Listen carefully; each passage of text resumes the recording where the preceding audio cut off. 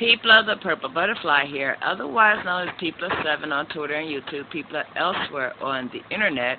Excuse me for a second. Oh, sorry about that. Let's start over. People the Purple Butterfly here, otherwise known as People7 on Twitter and YouTube, People elsewhere on the internet. My blog is located at purplebutterfly-people.blogspot.com. That was funny. My soaps can be located at people.etsy.com. And I wanted to show you something. Somebody in my group yesterday said, oh, my coconut soap is cured after 48 hours. That is not true. Okay, even a coconut soap, as hard as it gets, still has to evaporate some water. I just unmolded my coconut soap. It is hard as a brick. I could build a house with these bricks of soap. But I'm going to show you something. Hold on, let's get the camera where you can actually see what I'm doing. If your soap can do this, see how it hesitated when I went to pick it up, and that one stuck to the other one? That means there is still moisture in that bar, okay? If there's still moisture in there, it still has to be cured.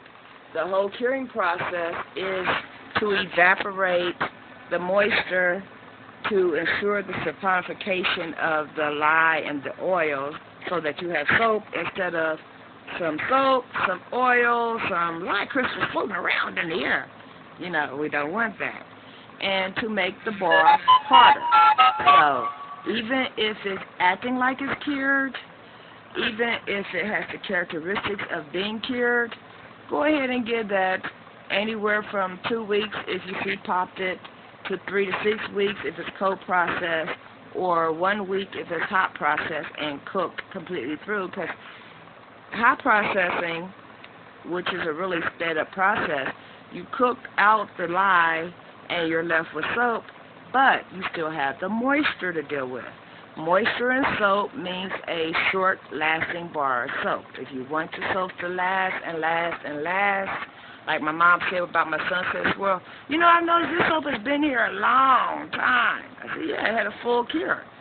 Cure your soaps, people. Even if it's a hot processed soap that doesn't need a lot of curing, you still got to give it some curing.